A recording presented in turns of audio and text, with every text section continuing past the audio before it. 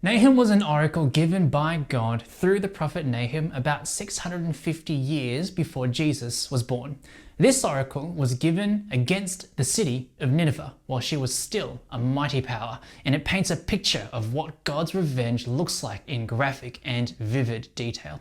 Nahum gave this oracle in a moment in history when Nineveh's armies had destroyed much of God's people just a generation earlier.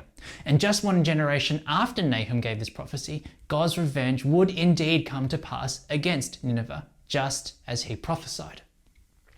Nahum can be understood as being the sequel to Jonah.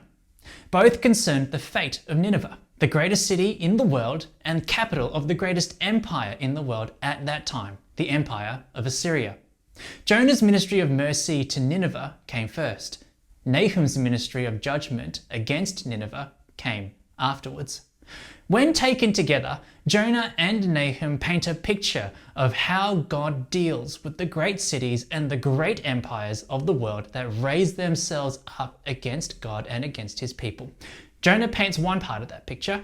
The Lord has mercy and compassion on every empire that turns from their sin and humbles themselves before him. Nahum paints the other part of that picture.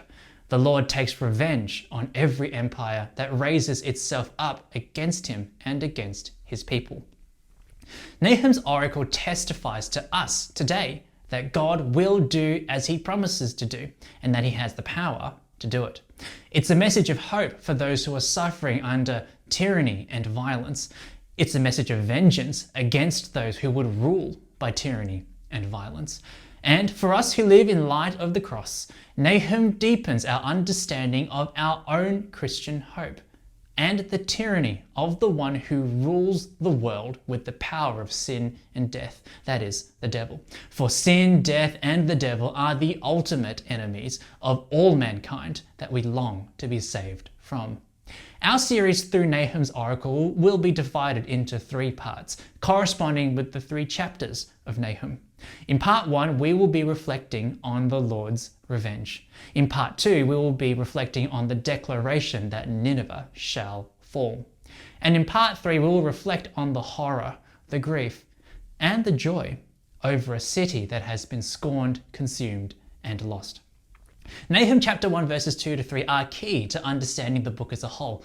These verses remind us that God brings both mercy and justice. In the case of Nineveh, where one generation sought mercy from God, compassion was found and God was moved to relent.